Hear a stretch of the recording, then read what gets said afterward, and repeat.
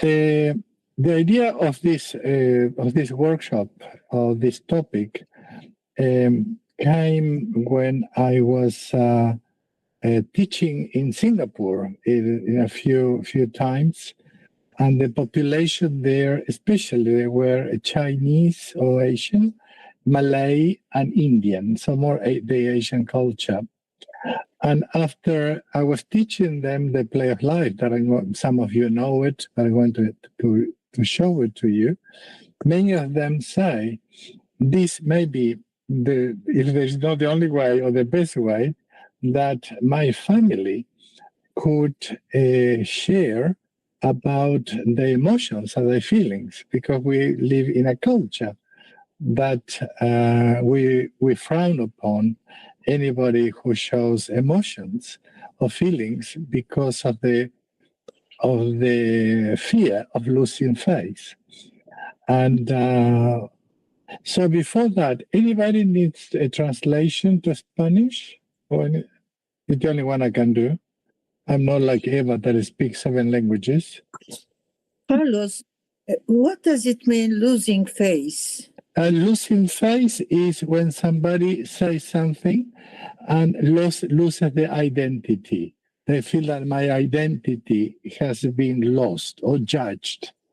And this is a concept, a sign, losing face. I lose who I am, and I become somebody judged by others. And there are some cultures that this is more predominant than others. But then I found that this happened everywhere. So before I continue, I'll tell you about me. I think most of you may know me. I'm Carlos. I'm a medical doctor. I started as a surgeon, but then I moved into philosophy and psychiatry in Argentina.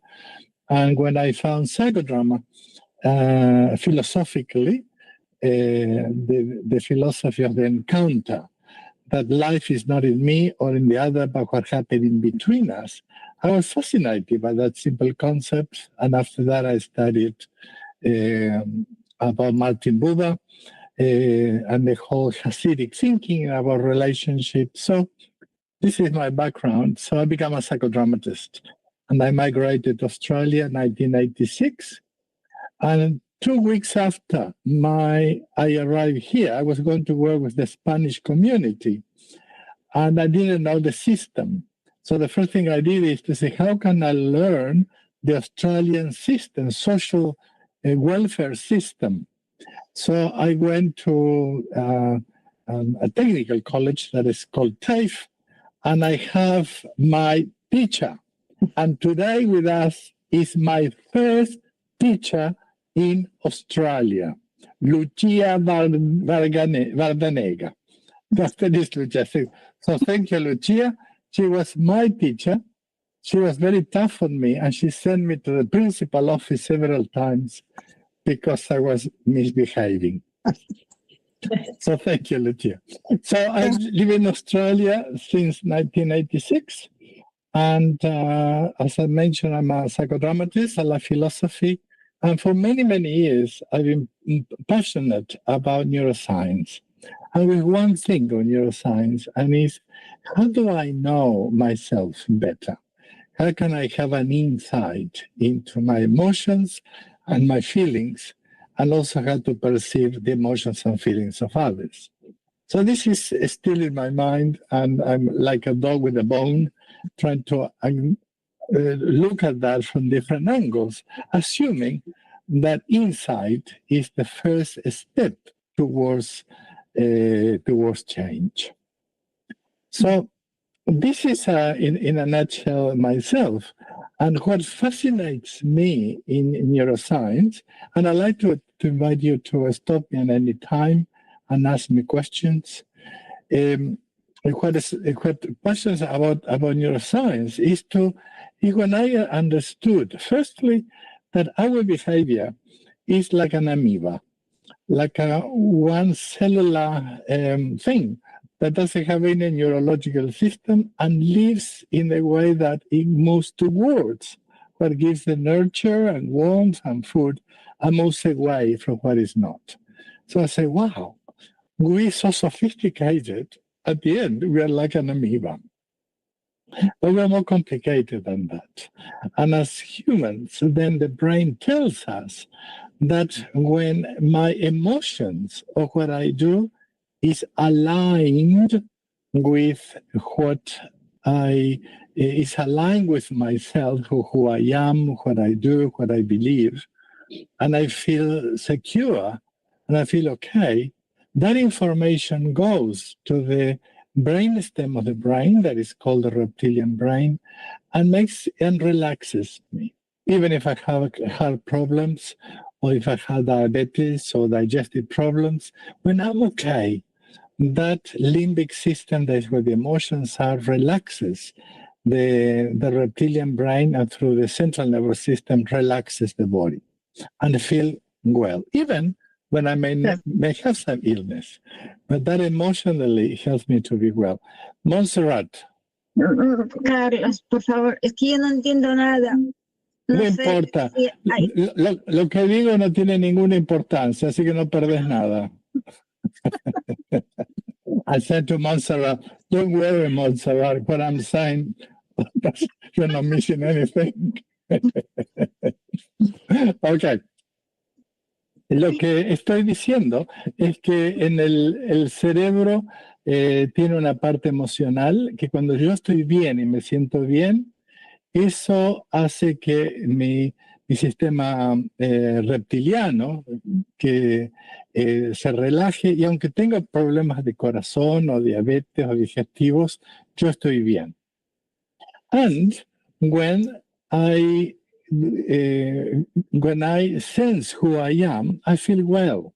And this information goes to the frontal lobe of the brain, and it said, I am okay. But that okay is not just okay, it's what in Hebrew is shalom or salem in Arabic. I don't speak Hebrew, but I know that word. And the important thing is that that word doesn't mean peace. It means at peace. So when my limbic system, my emotional brain is relaxed, I'm at peace. And somebody might say to me, Carlos, how are you? I say, I'm okay. But I heard that you have cancer, but I'm okay. I heard that you lost your job, but I'm okay. Because allows me to be in this okayness. Cuando el sistema límbico hace que estoy bien, eso informa el lóbulo frontal del cerebro y me hace decir yo estoy bien. Y eso es lo que en hebreo se dice shalom o en árabe se dice salem. That is not peace. No es paz, es en paz. Que aunque estés confrontando problemas muy grandes, yo me siento bien.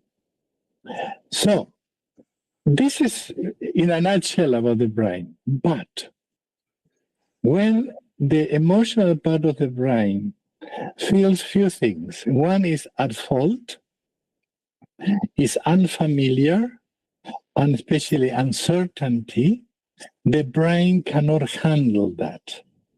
And that information goes also to the brainstem or the reptilian brain of the brain and put tension into that. When I feel at fault, the levels of uncertainty and unfamiliar. And when I don't resolve that, this is the origin of what is called psychosomatic disorders.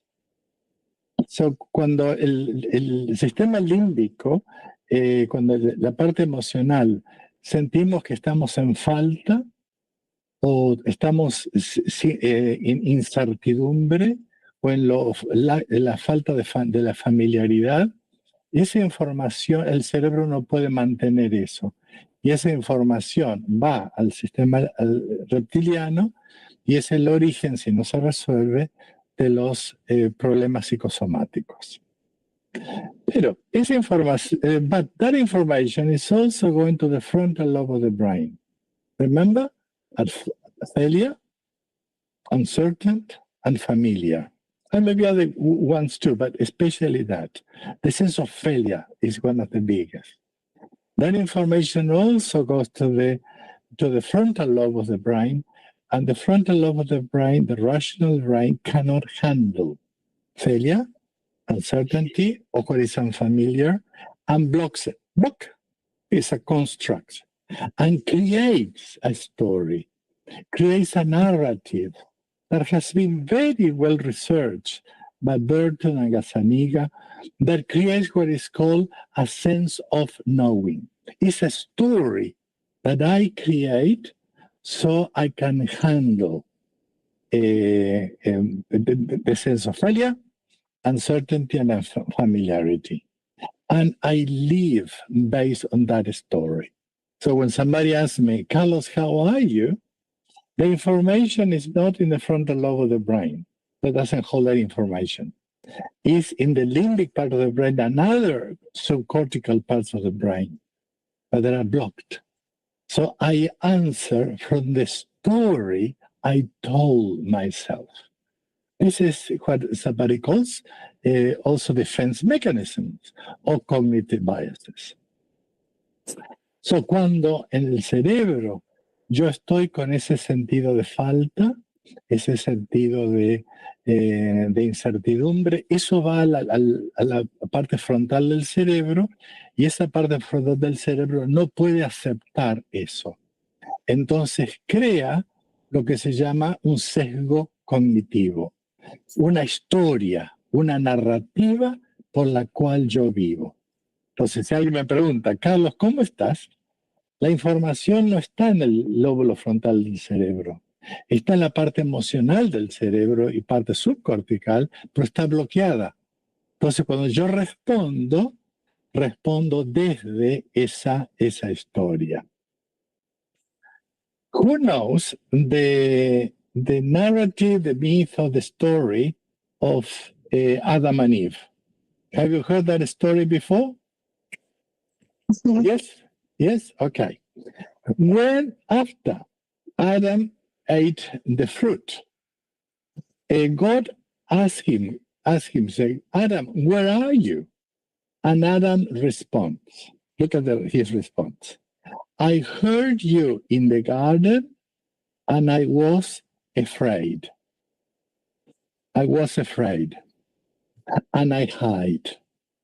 So that tells us that fear is the first response that we have. In neuroscience, we say that it happened in 12 milliseconds. That's been measured. And then they said, don't tell me that you have eaten of the fruit. And Adam, instead of collapsing and said, I'm so sorry, I'm at fault and I fell into that, he responds in a way that he says, the woman you gave me made me do it. Now, Adam didn't lie in that story to God. It was his story, the story that the brain needed to create as a pseudo-protection. So, en la historia de Adán y Eva, Dios, después que Adán come el fruto, Dios le dice a Adán, ¿dónde estás? Y Adán le responde, te escuché en el jardín, tuve miedo y me escondí. Y eso nos muestra que el miedo es lo primero que nos salta dentro de uno. Y después le dice, no me digas que comiste del fruto. Y Adán, en lugar de decirle, discúlpame que he hecho esto, le dice, la mujer que tú me diste me hizo hacerlo. Entonces esto nos habla que el cerebro crea automáticamente eso. Y eso está en las historias desde ancestrales. These stories are in our histories. So, what are we saying that? Because we live in that story, and in that way we cannot accept failure, we cannot nor respond to that. And most of the time, the way we respond looks like they are helping us, but they are not.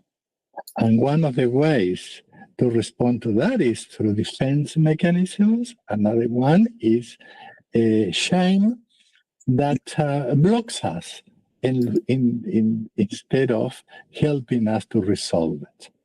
So, en nuestra conducta, cuando respondemos en esta forma, hace que nosotros nos defendamos en lo que es la vergüenza. Shame is vergüenza in Spanish, or is another word? Who has Spanish? I think there is another word. Entramos en una vergüenza que nos bloquea o entramos en defensa. Entonces, ¿cómo podemos hacer para entrar a esta parte del cerebro donde está la verdadera historia?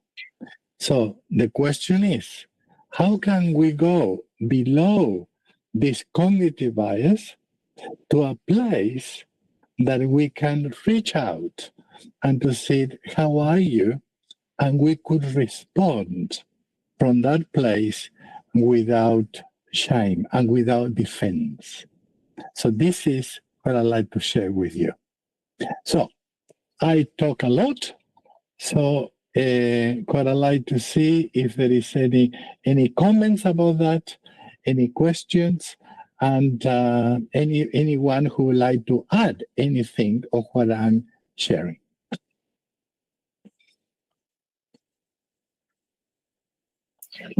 Carlos. Yes. Carlos, I think Judith is trying to say something. Judith, I'm all ears. Where are you? We can't hear her. I think she's trying to say something. But Judith, are you? How is your microphone? No. You're muted. You just have to press. You're muted. You're muted, Judith. Hör du mig? Till vänster om videobilden finns det en mikrofonbild. Min var också avstängd.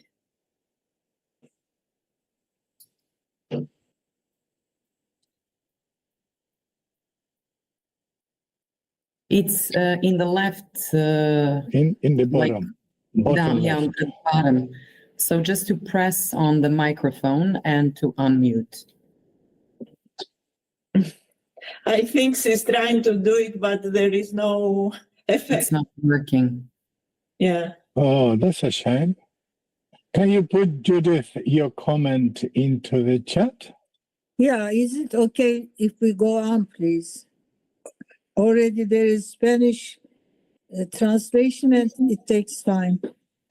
Yes. But I will ask a technical question. How can I see the full screen? I have the same question. I see only like 7. Me too. I don't see the full screen. Yeah. I don't see Judith. There are 3 dots on the line of the tools. There are 3 dots, and there are some options for full screen or Okay, now I think it's a different system. Sorry. Yes. Now I can see. Yeah, it's not Zoom. Well, Carlos, I am a psychodramatist, and I see things in a relationship, of course. So I see before the shaming there is a blaming. So he's blaming Eva. For me, it's very important that the woman gave me the apple. It's not my fault. It's very typical. So I also count on that. So how do you reflect on that? That it's also blaming. Exactly. Yeah, so this is the topic today. So what can we do about that? Thank you, Judith. Anyone else? Can I ask like a question? Yes. I'm thinking, and I don't know if I'm thinking rightly, that to the limbic system we react, and to the prefrontal cortex we respond. You are spot on. Yeah. So, in a nutshell, and this was, I think, Antonio Damasio talks about this. The way that the brain works is, remember that fear is the first emotion that comes to us. You know which one is the emotion that stays the least in our brain? What is the emotion that stays the least in our mind? No, Joy. Celebration. Gratitude and joy. And this is because we are still having our ancestors, the hunters and gatherers within us. And can you imagine a happy animal that goes to the jungle and says, so happy, saying, thank you for this beautiful space. It will be eaten in a second. So the alarm, the alert is the whole time like this. Not? And we still have that. We are like that. So in Australia, we have snakes in summer. We have seen some snakes already. We are in the spring. So the brain knows that. So when you are walking and there is a stick on the ground, the brain will see in 12 milliseconds, it has been measured, 12 milliseconds, it will say it's a snake. That information, the amygdala, this information goes to the reptilian brain and reacts like your Eva, that sign. It reacts with a stop. 18 milliseconds more takes to go to the frontal lobe of the brain and assess. If this is a stick, in that case it's a stick, it says don't worry about it, you continue walking. And that happens so quickly that we are not aware that this is happening. So cuando uno va caminando en Australia donde hay serpientes, el cerebro está alerta de eso. Y si uno va caminando y ve un palo o algo en el piso, el cerebro dice es una serpiente en 12 milisegundos. Pero después esa información va al frontal lobe of the brain, a la parte frontal del cerebro, y me hace decir, no es solamente un palito. Y me sigue caminando. And if there is a snake, allows me to see what to do about it. So instead of reacting, it makes me connect the cortex and respond appropriately. So whatever I say about reaction and action is exactly what we need to learn. Tell you a story. My father was a doctor. And when I was little, I used to talk and say things without making sense. And I hate that of my father. He used to stop me and say, Carlitos, connect the cortex. Meaning, don't continue talking until you connect the cortex. I hate it. So, mi papá era médico y cuando yo hablaba sin tener sentido, me decía, Carlitos, conecta la corteza. And one day I was talking to my son, and I don't know what my son asked me to say. And of course, my response was what? He asked me something, and I would say, Connect no. cortex. I say no. What is the next question he asked me? Why? And I started making no sense of my answer. So he told me that connect the cortex. But this is very important. We make fun of this, but this is very important, what Eva was saying. So, entonces, una vez mi hijo me dijo a mí, papá, conecta la corteza, porque lo que yo estaba respondiéndole a él no tenía sentido. So, this is the essence of my passion. We cannot not respond to a stimulation. The question is, can I gain agency, control, that when I respond, is not a reaction, but it's an appropriate response. That is the essence in psychodrama, of spontaneity. That is the appropriate response to a new situation, or to a novel response, but it has to be appropriate to a novel situation. So, esta es la pasión mía de cómo aprender a responder bien, no a reaccionar en situaciones así, que es la esencia del psicodrama, que es la espontaneidad. Any comment or question? How does it sound, all of this? It's okay. Sounds familiar. It's nice that you bring this issue in. It's all over about neuroscience, so I'm also learning courses, and so it's okay. It's nice. Good. Now, I continue. You stop me at any time you'd like to share anything. Eva, can I pick your brain? Last night, you in your presentation you were saying that in restorative justice, you don't work with young offenders when they are in the state of shame, but you help them to move from shame to guilt. Can you expand a little bit on that? Sorry for putting you on the spot. We think about shame as when it's with the offenders. I never used this expression before, but I would call it like a frozen shame. A shame that isolates you. You don't look at the other people. You go back to the fetus position. So before we prepare them for a restorative circle, we have to talk and see if we can move them from the shame into guilt. But what I didn't say yesterday is that when the circle starts again, they have accepted guilt, but they react to the shameful situation. So they always cuddle again and go into shame.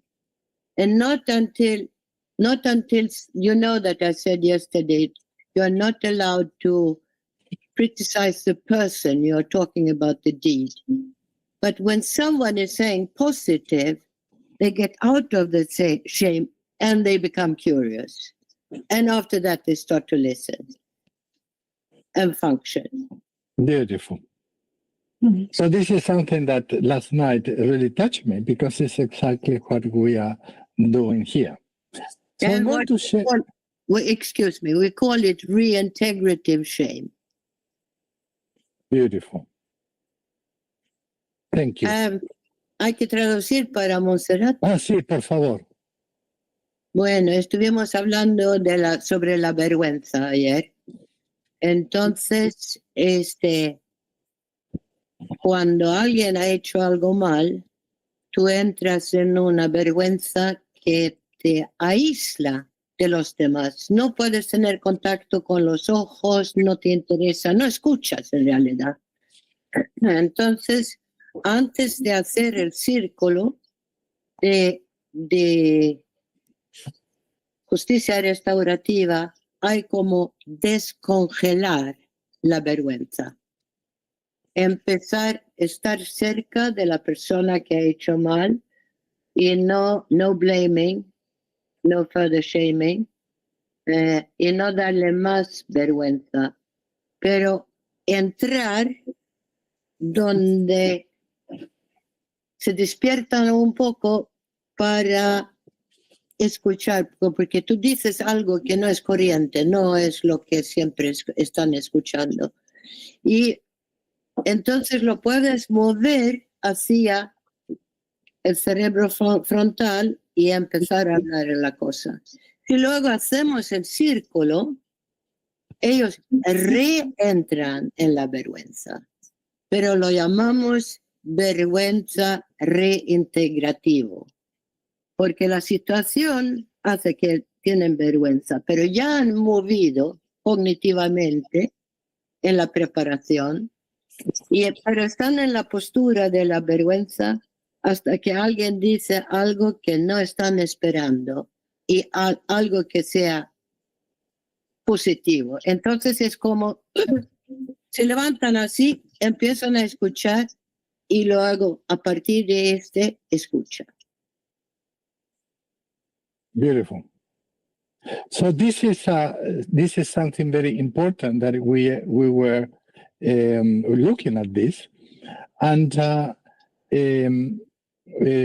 this is what we are looking at how to work in situations like that. For example, when you are in a relationship, and let's say a traditional relationship, a man and a woman, but any type of relationship, parents and children, but let's say a couple, a couple. And the person said, the way you treated me was offensive. Why you do that? How do you feel that the other person will respond? With kindness, so can you tell me more about it, darling? Or how do you feel that the person will usually respond?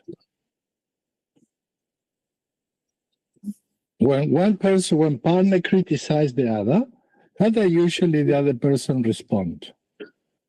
Defensive. Defensive, of course. What do you think I'm doing?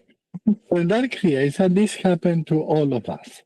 Just to make it quickly. So the idea that we have, remember what we were saying, is to have to stimulate a part of the brain to go where the information is and cut through or underneath the story we tell.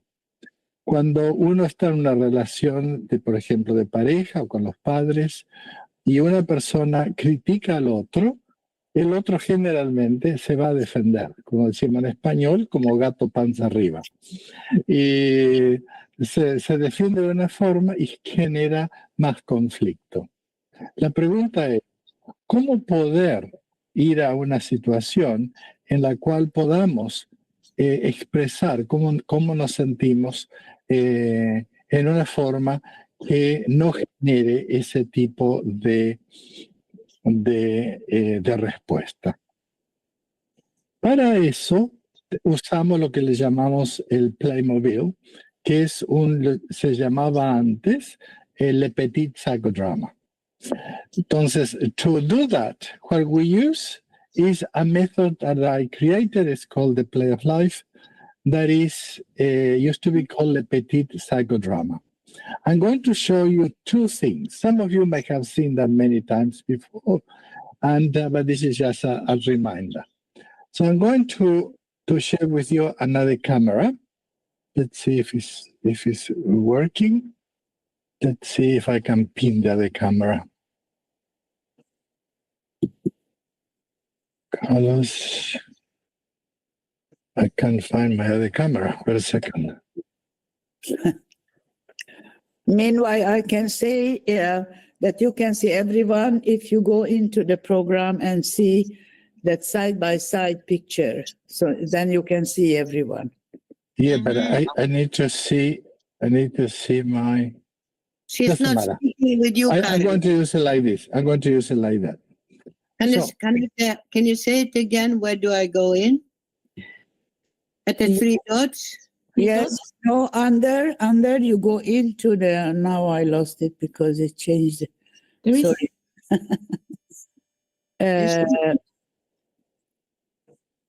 Play. Just a minute.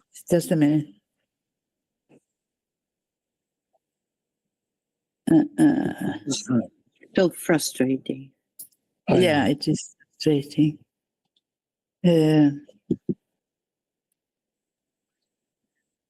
No, I have to study and learn this system.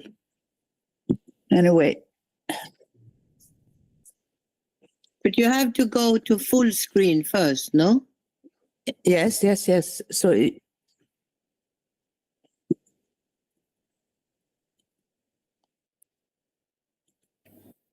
I Yes, think it's a from shame. adjusted view, What? adjusted view from the 3 points. Oh, dots. everything on my screen is in Swedish. Okay. and now I disappeared. It's very. Gå ner till videon igen. I did, but I can't put it on again. It's so annoying. Okay. I continue. Please. So I'd like to share with you the way that, and also I'd like to hear your feedback. When we ask somebody, how are you? Remember that the person will respond from the cognitive bias. And especially adolescents where sometimes the emotions they have grown faster than the capacity of articulation of the emotion. This is why we say, how are you? Is good, bad, or the feelings are acted out because they have the difficulty of articulating it, even to put it into the body. So with the play of life, is when, like in psychodrama, instead of asking somebody, tell me more about it, we ask the person, show me.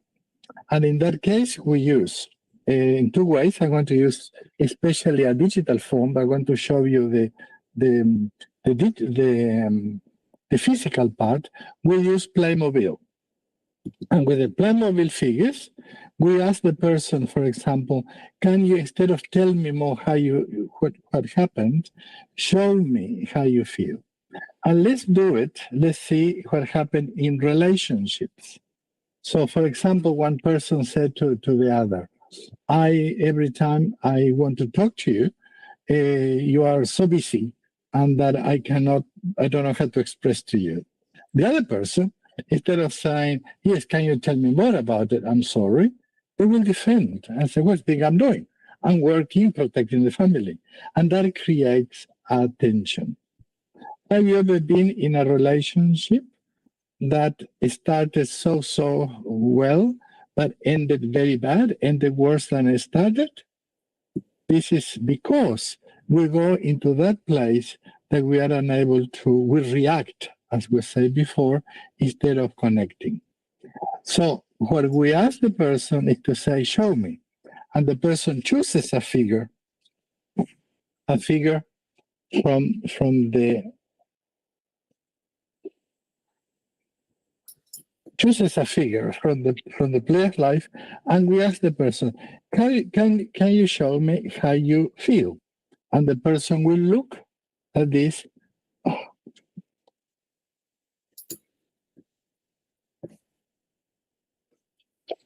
And the person will, sorry, I have another camera that is not, and the person will find a position and it said, I feel like this. For example, the person might say, they said, every time I talk to you, you are angry at me. So I said, can you show me? And the person will present like this. Every time I talk to you, I feel like this. I feel like this. And you are like this. And every time we work in situations like that, we ask the person, how would you like to feel? And this is a very important research we're doing now. There is a part of the brain that is called the precuneus that tells us, it's in the temporal part of the brain, that help us and inform us how we would like to share, how we would like to live. It's called like a life campus. So in that sense, we ask the person, this is how you feel, how would you like to feel? I say, what I really like to feel Tienes que is... traducir también Sorry? para Montserrat. Acuérdate de traducir para Montserrat, por favor. Perdón. Discúlpame. Gracias, Eva. Gracias, Eva. I don't know whether... I think I didn't share anything about this in Spanish, no? No. So, Montserrat, o en Spanish. Cuando le preguntamos a la persona, ¿cómo te sientes? La persona dice, me siento mal y la otra persona no me escucha. En lugar de preguntarle a la persona, dime más, le decimos, muéstrame. Y usando Playmobil, la persona se posiciona en una situación así y pone a la otra persona de esta forma. Pero es muy importante acá, cuando le preguntamos a la persona, ¿cómo te gustaría sentirte?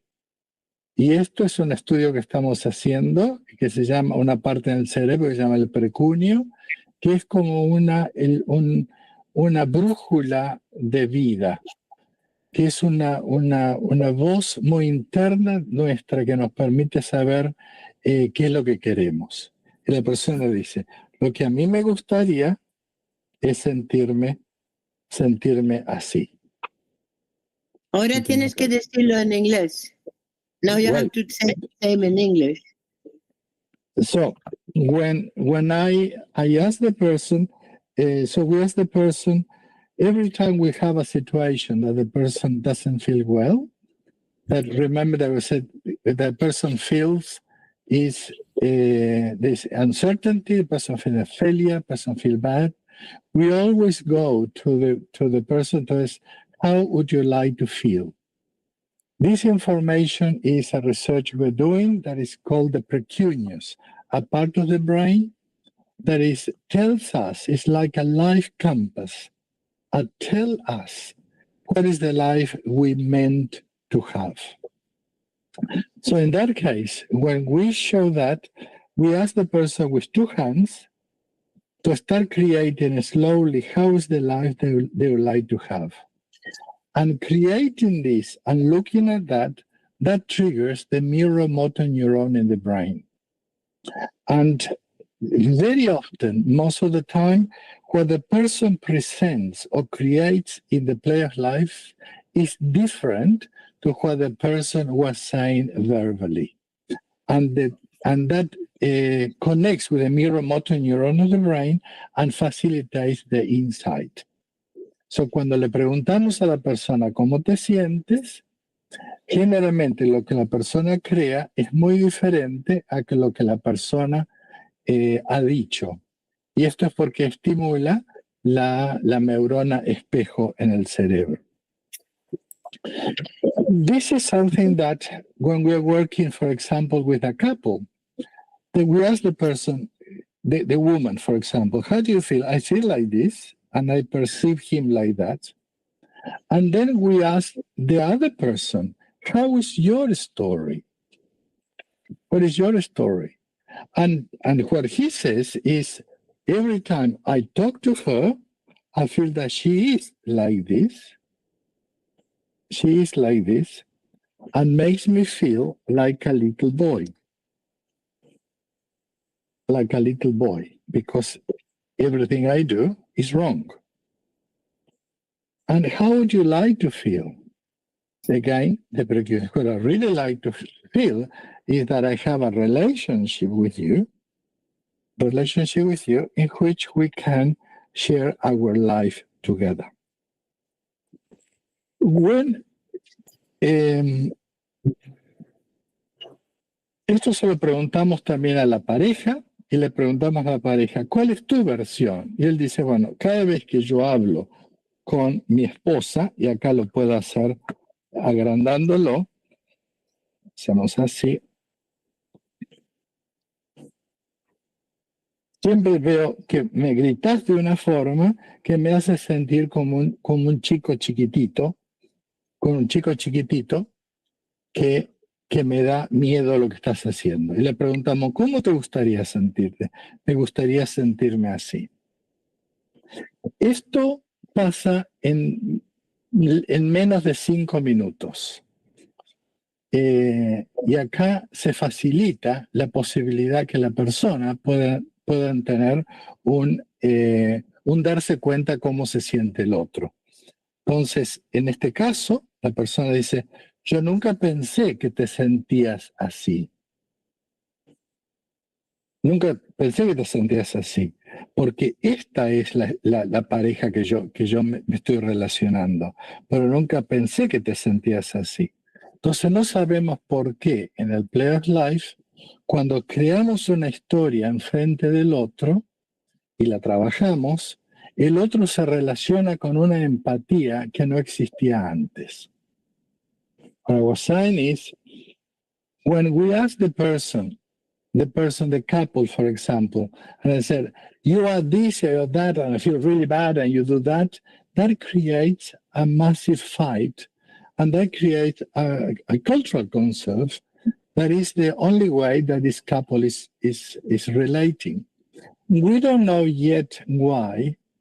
When we ask the person, show me, and through specific steps, that is not simple.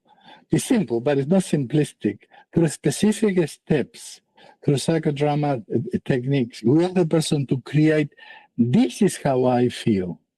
Wait a second. This is how I feel. And this is how I perceive you.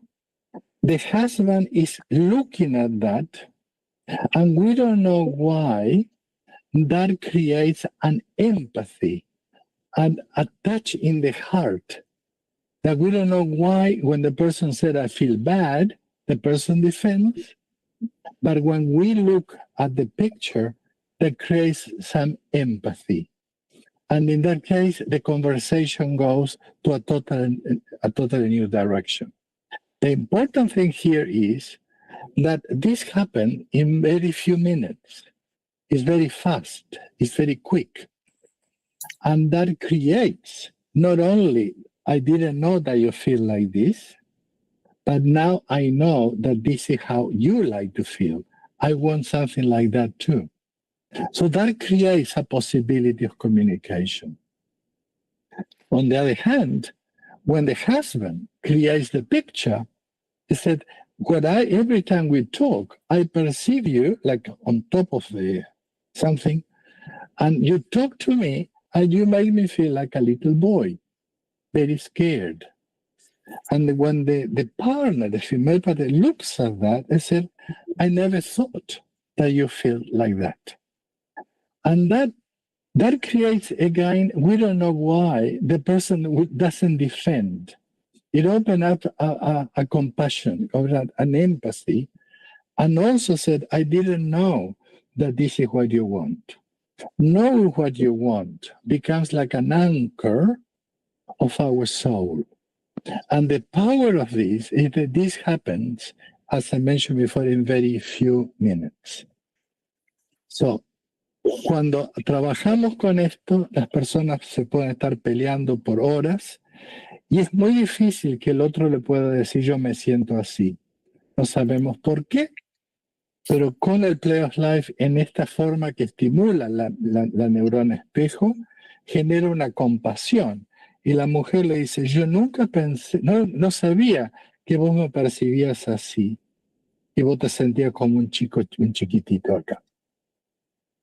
¿Qué hacer con esto terapéuticamente para ayudarle a este hombre a que sea hombre, no un chico asustado? Es un proceso terapéutico que no es el tema de hoy. El tema de hoy es el darme cuenta. So how to work with this therapeutically is another story that is for another chapter. How to help this man that instead of feeling like a little boy without a backbone, this is another story. Or how to help this woman to say, instead of going to that place, how can you verbalize, can you share what you feel differently? This is for another story. So this is the ABC for us, to be able to cut short in minutes in a relational therapy or individual therapy, for the person to have an insight in minutes that before that it will take ages to do verbally. And that open up a conversation that is transformational. So any comments about that, any questions, and then I continue with the digital system. Do you mean that the imagination makes this shift in the brain? The images? There are a few things. One is the three-dimensional picture of how I feel. This work is done in silence. So we are not activating the verbal systems of the brain. Damasio said that every emotion we have is imprinted like images. So we are accessing the limbic system without words. The person with two hands start creating. And most of the time, there is a process that the Play of Life is not so simple. It has to be learned, how to guide the person, and with the two hands, and the person creates a picture that most of the time, the person gets surprised. And the person, in this case, the person said, what can you see from this position? Mm. The person, I can see, well, I can see that this person is this and that. No. What can you see? Nothing. So the play of life shows a reality of relationship that is very hard, almost impossible to find verbally. Any questions? No, but you have to translate. Oh, sorry. And your Thank you, translation, Eva. please. Thank you, Eva. But write the translation in the chat to her. Anyway, Yes. Eva. So, I'm sorry, I don't write. I learned with the children, so I can't. Okay. so lo que decía es un poco una repetición de lo que decía antes, que cuando la persona, uno habla, está activando la parte frontal lobe del cerebro y el sistema verbal, pero con el Play of Life vamos a la parte no verbal del cerebro y no sabemos por qué la persona la mayoría de las veces descubre algo que antes no sabía y lo más importante es que eso pasa en unos pocos minutos. Any questions so far?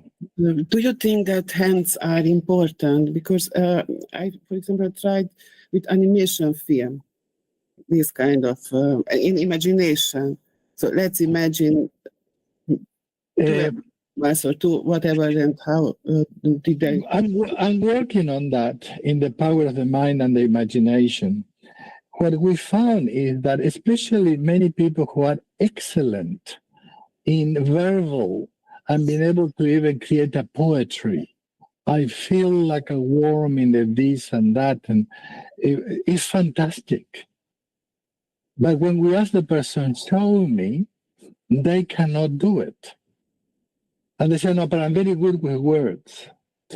Rojas Bermúdez, my teacher, who died a few years ago, he had a hypothesis that he says, if something cannot be described in 3D, in an actual form, we don't really know it.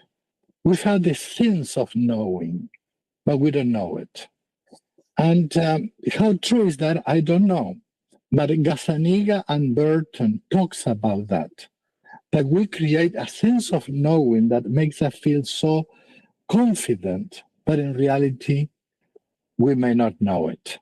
And the 3D show us a truth, not the truth, a truth that we didn't have before.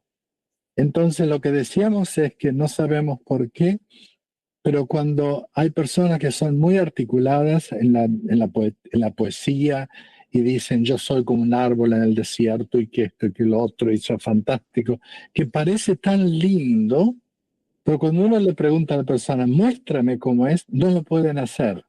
Y dice, no, pero yo soy muy bueno con las palabras, yo no soy bueno para el psicodrama o para hacer estos muñequitos, yo estoy en la palabra. Rojas Bermúdez, mi maestro, decía, no sé si será cierto, que si uno no puede jugar el rol o no puede hacerlo tridimensionalmente, uno vive con la sensación de saber, pero no lo sabemos. Y la persona no sabe que no sabe. So this is very important for us to know that, and I will send you later on some articles that I have that shows the neuroscience behind. Burton and Gazzaniga talks a lot about the sense of knowing. We live in this sense, I know. Remember, one of the things that the brain needs is certainty. So the brain doesn't know how to doubt. So with the play of life, we don't know why. We allow the person to go to a space of not knowing. And the person doesn't feel threatened by that. We don't know still why this is happening. But it's discovering a truth, not the truth, a truth that was hidden before. So, no sabemos por qué. Esto es una repetición, que cuando entramos en jugar roles o hacerlo en tridimensional, la persona encuentra una verdad, no la verdad, pero encuentra una verdad que antes no conocía. So the idea here, remember, that my passion, almost like a fascination for me, is has to stimulate inside. How do I know that I know? That is epistemology. And one of the issues of the brain is that I don't know that I don't know. So how we can learn that? That is the essence of psychotherapy. Para mí, mi pasión como terapeuta es trabajar con el insight, el darme cuenta cómo estoy, porque el cerebro no sabe que no sabe. So, esto es lo que hacemos generalmente, que es la parte más efectiva, usando figuras así, y es un entrenamiento que lo hacemos porque parece simple, pero no es simple. Y esto no es play therapy.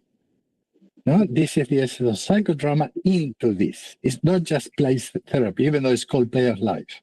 But because it's playful, open up the possibility of discovery.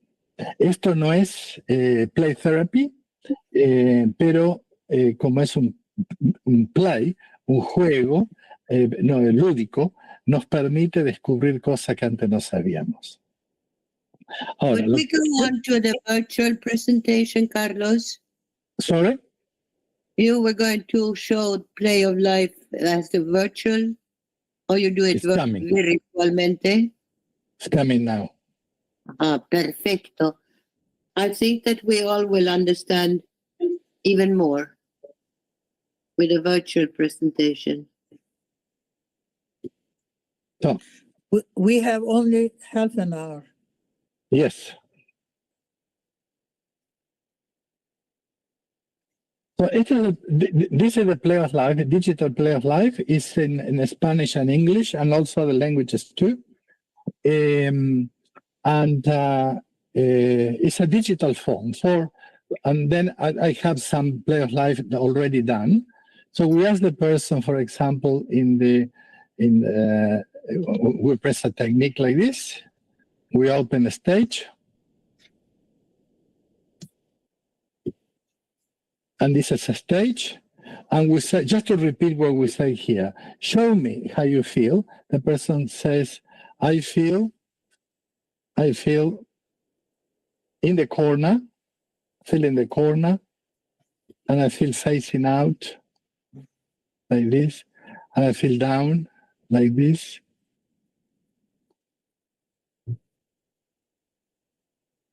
And we can see the figure for different parts. We can change the colors of the person, the hair, the clothes.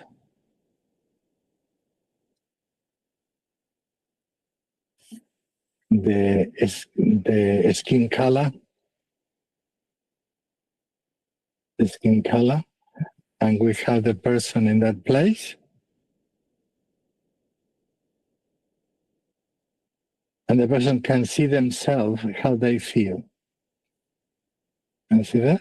And from that position, we ask the person, how do you perceive that is the other person? It's a perception. And that is in silence. The person doesn't talk. And said, who else is there? Just to repeat the other picture, well, it is, in that case, my husband, just a figure. These are the avatars here. There's a figure, and I feel that he's always screaming at me, like this.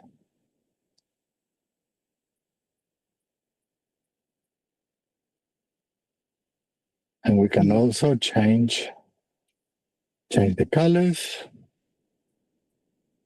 It's okay. Okay, like this. And also we can click into here. We can click into here and we can create a soliloquy. How do you feel? Of the name of the person and how the person feels. And because in the same way that we cannot see our face, we cannot see our feelings and emotions. Even though we talk about it, we cannot see them. So the player's life is like a mirror of the soul. It allows me to see me from different angles. And then I can put other props. For example, I feel there is a barrier between us, or I can put something bigger. I feel there is a fence between us, separating us. So there is a lot of things we can do like this. And that happened very quickly. And then we said to the person, how would you like to feel? So we go to the other stage and we copy the same stage. And I said, imagine, let it come to mind. This is the preclusions. Listen to the voice of the soul. How would you like to be? And the person said, of course, we need to take the barrier off. I need to take this barrier off. I like to feel standing up. I like to start looking inside the stage. I really like to have a relationship with my partner in a way that we can both enjoy life together. In that case, we have a look at this. The person looks at that picture, and then we can have both together in that sense. And here we can write the roles the person is playing. This is very important in our theory. And I'd like to invite you also too. We talk a lot about that in the latest book I wrote that is called Feelings Aloud. I'll send you the information later. And we had one of the chapters of the book is active role theory. How do I feel? What did I learn to behave like this? For how long am I living like this? How do I live here? How much in percentage will I live in our relationships? 80% like this and 20% like this. There's a lot of conversation happening with this. So this is, in practical terms, the digital form. And one of the techniques we have here is something we have with this story. There is an article, a journal article. There is a woman who is called Amber and Ruth. Amber is a mother who says, oh, sorry, I was not translating. Pero yo creo que tú lo has entendido, Monserrat, ¿no? Sí, es lo que quería decir, que tranquilo, Carlos, que con las imágenes he entendido. Sí, sí. Claro, gracias, Sí, perdona. Gracias. No, gracias a ti, gracias a ti. Entonces, so what we're saying is, for us to see our behavior produce in us shame or guilt, and we always blame the other person. This case study, this is a true case study, that is a journal article, is called Amber and Ruth. And in that case, the mother came to therapy. She's a high-profile woman. And she said, I don't know what happened with my only daughter. Every time I want to talk to her and help her in the school, she escapes and doesn't want anything to do with me. She is this and this and this and that. She blames her for everything. And she's very angry at the daughter. So this is her story. I don't know why my daughter is doing that. She's been in therapy, she's doing a lot of things. So she comes and this is the story. La historia de Amber y Ruth es una mujer de un profile alto que viene a terapia diciendo, no sé qué le pasa a mi hija, quiero ayudar a mi única hija, pero cada vez que la quiero ayudar, se escapa la pieza, no quiere saber nada conmigo y ella se siente muy enojada. La palabra mágica del Play of Life es muéstrame. Y en este caso, Amber crea esta historia. La historia que dice, cada vez que yo quiero hablar con ella, mi hija Amber se escapa.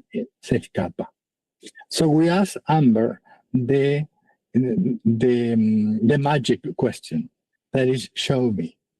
Instead of talking like this, highly articulate woman, and said, show me in silence. How do you feel? Well, every time I put myself reaching out to my daughter, that is her, this is her, she goes to the room. And the only thing I want to do is to help her. So in our life, we judge ourselves based on our in our desires, what we have, in our intentions. But we judge others for what they do. En nuestra vida nosotros nos juzgamos a nosotros mismos en nuestras intenciones, pero juzgamos al otro por lo que hacen. Entonces, en este caso, Amber tiene una intención muy buena de poder ayudar a su hija, pero no puede ver su acción. Amber has a wonderful desire to help her daughter, but she cannot see it in that sense. Remember, we cannot see our behavior if we need a mirror. So when she does this, then we ask her, what is the way that you like to be with Amber? With Amber is the mother. No, Ruth is the mother. Amber is the daughter. What I really like to do this, she said, is this. I really like to have an adult relationship with her. She's an adolescent, not adult, but just woman to woman. And I would really like to share this with her. So we have enough time for this to sink in the desire of the heart. Then we go back to the two stories, and we see that there is a gap in between the two, in the two stories. So we go back to the present, and we role reverse. And I said to her, you put yourself in the place of your daughter. If you are your daughter, and you turn around, what do you see? And for the first time, she said, a very scary mother. And she cries. And she said, wow, I'm doing exactly what my mother did to me. And I didn't know. So that happened in a few minutes. So in that case, for her, that insight, priceless, now allows her that instead of going to the anger that she had or the shame to be a bad mother, it goes to the possibility to create something new, something she didn't have with her own mother, but she can create. So cuando ella descubre cómo se ve haciendo una inversión de roles con la hija, se le pregunta, ponete en lugar de tu hija. Si te das vuelta, ¿qué es lo que ves? ¿Qué es lo que ves? Dice, veo una madre muy enojada. Por supuesto, no la quiero, entonces se da vuelta. Y en este caso, Ruth llora y dice, es lo mismo que me pasó con mi mamá. Entonces, el Play of Life le permite aprender un rol nuevo. One of the more important things in therapy is to learn, especially essence of psychodrama, is to learn new roles to play. And in that case, she learns. She said, if you are here and you like to have the ideal, what do you think that you need to do? What is the first step you need to do? And she said, looking at the picture, I need to put my hand down. And we don't know how, but it looks like this. That also triggers the mirror motor neuron. And every time that she talks to the daughter like that, even over the phone, she can have a picture. I'm talking to her like that or like that. And this is transformational in that sense. So, esto le permite a la persona darse cuenta y poder mirarse y poder aprender nuevos roles, que es la esencia de la terapia, especialmente del psicodrama. Y así tenemos diferentes historias. Hay otras que les quería les quería mostrar que es esta. Esta fue muy importante. A ver si la puedo poner.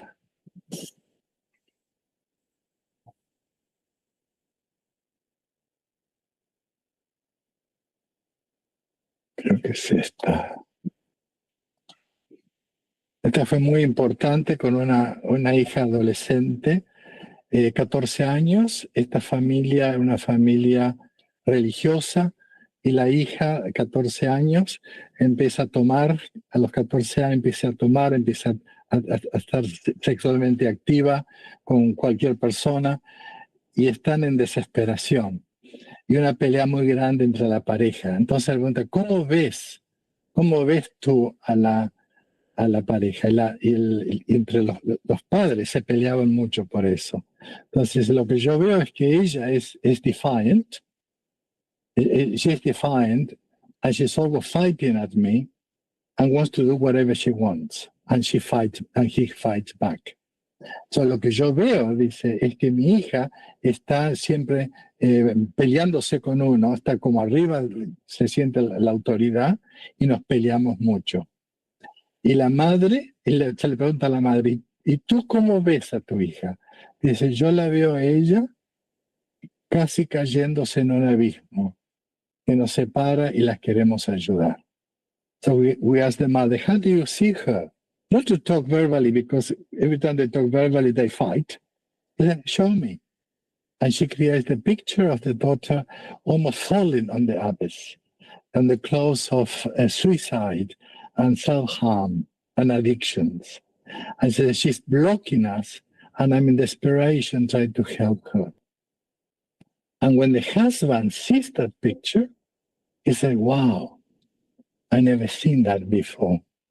And that possibility of them looking at that allows them to create also the ideal picture, what is the life that they're looking for. And this is one of the use of the digital version that will be like to share with you for you to learn. So comments. How was that for you? Very, very visible, very nice, actually. And it's also strange when you see outside without the story, you see something else. I saw the mother is saying, oh, I find it. Don't look as she was looking for a bag. And I said, I find your bag, So it's really, you have to be in the story to understand. Yes. It's wonderful. Thank you so much. It's really very nice. And I'm transforming into psychodrama. And I will actually have a couple and I will try it in person, not pictures, but I let them stand up and say, how would you like to have the relationship? Do you think it will function? Well, this is what Rojas is called the creation of images technique. Yeah, I know. So this has come from that teaching. Yeah. But if you make them really create the image themselves, it can also help. Absolutely. What happened is that doing psychodrama is difficult. It's not easy. We need a lot of training. We found that learning the player's life, we don't need so much training. It's safer. It's easier. No, and very safe. But when we as a psychodramatist, I've been a psychodramatist for more than 40 years, every time we ask the person to put the body, we need to know what to do with it. So the player's life has a safer angle. Any questions? We need to go. How was this for you?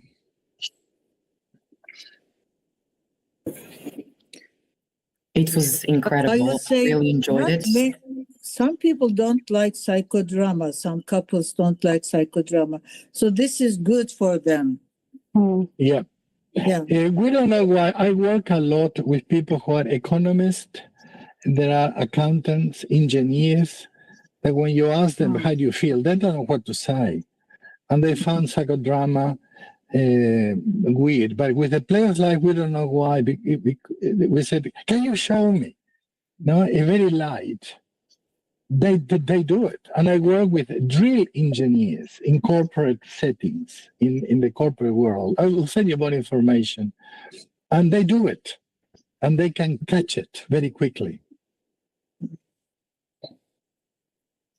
I think it's one of the greatest inventions for family therapy. And I've told you so many Yes. times. Yes, we And- have a line from you in our website. And what did I say there?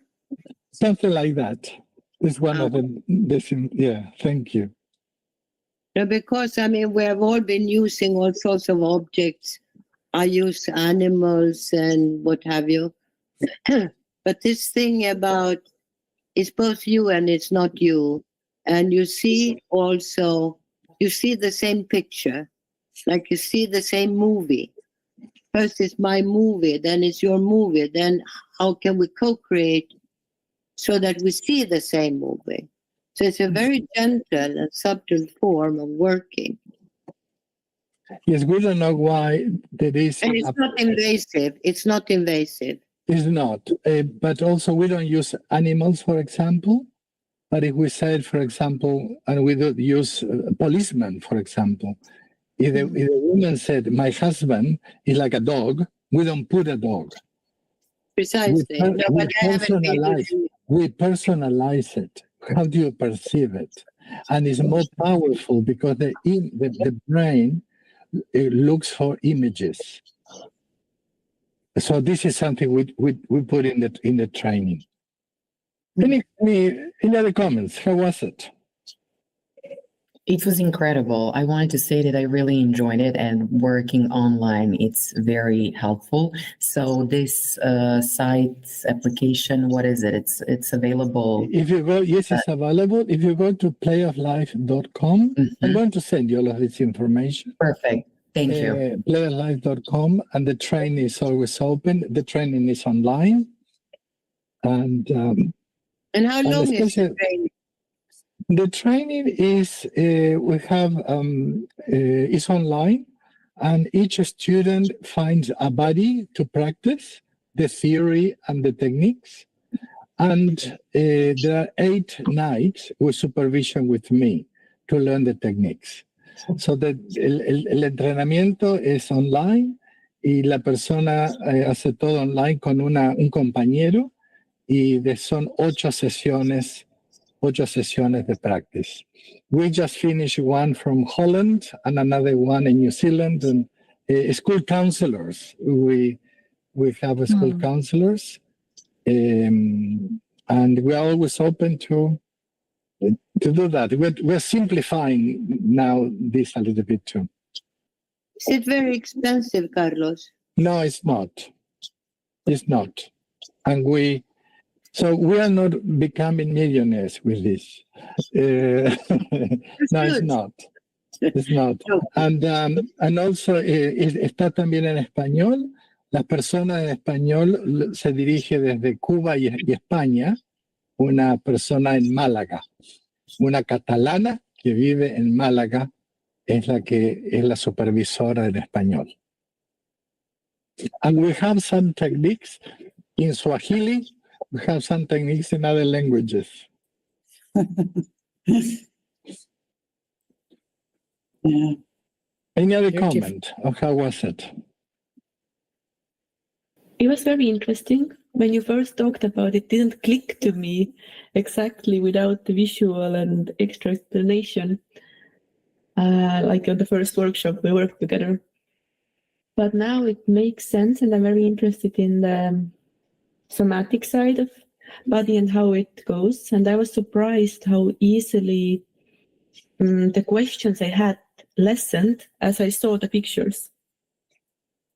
So thank you very much. Thank you. Thank you, Carlos, for inviting me to the group. I'm really pleased to be here, and I'll see you all again. Well, I'd like everybody to welcome Lucia. Is new in our midst. So if you treat her well, she may stay. I'm sure I will. Thank you. Thank you. There is a technique, I'm going to send it to you. It's called the Pillars of Life, and it's based on Viktor Frankl. Every time we go to therapy, we usually talk about our miseries, everything that goes wrong. With the Pillars of Life, we only look at what gives us life, joy, and gratitude. And we use that as one of the first sessions in therapy. And when we go in difficult times, we know where to go to as a foundation. I'm going to send that to you. I had one thought. Yes?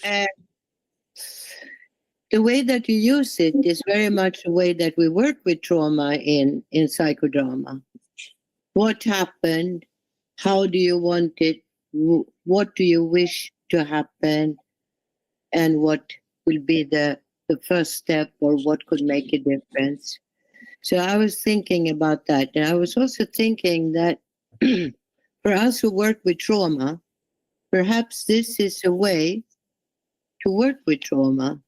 Because when we work with trauma, we don't go into the most terrible situation. We sort of circulate above it, not to evoke all the terrible memories, but for us to understand. So that would be very interesting to do some trauma. I'd like to do that. We have some research on trauma, and it's very interesting how, remember that we create the story, and sometimes the story we have of our trauma is what contains us. But it's a story that we repeat. Cuando uno tiene una situación de trauma, uno crea una historia y eso nos contiene a nosotros. Y esto es de Moreno. Somos contenidos por la historia. Pero la idea es como crear otra historia. So we are contained by the story we created. And we cannot not do it. Everybody does it. And Moreno says, how can I get out of that story to a new story? And the play of life help us to do that. When you start to work with the traumatic situation, according to Göran Högberg, who is my teacher of trauma, he says the brain opens, it's a window of transformation, but it's only open for a couple of hours. And if we use that situation to create the ideal scene, we take the toxic memory out of the real event, and we see this other scene, and that is how it functions with the brain. So I think it's fantastic. You know that. It's beautiful. And I'd like to encourage you. I was going to send you the article I wrote for the AAGP book, and I talk about the insula and the precuneus. I invite you to look more about this part of the brain because it's fascinating. The only problem is that trauma and fear is very loud and screams very high. But the precuneus is a whisper of the soul that is very hard to listen to. This is why the play of life working in silence is an attempt to start listening to this part of the brain that gives me the story of who I really am, not the person I became because of trauma. So, cuando uno tiene una situación de trauma, eso es como un grito muy fuerte. Pero tenemos otra parte del cerebro, que es el precunio, que es como un susurro que nos habla despacito, pero es muy difícil escucharlo.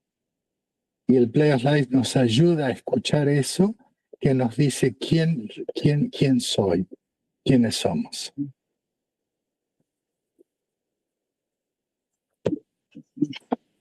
So I suggest that anyone who wants to give some feedback to Carlos, we all have Carlos' email address.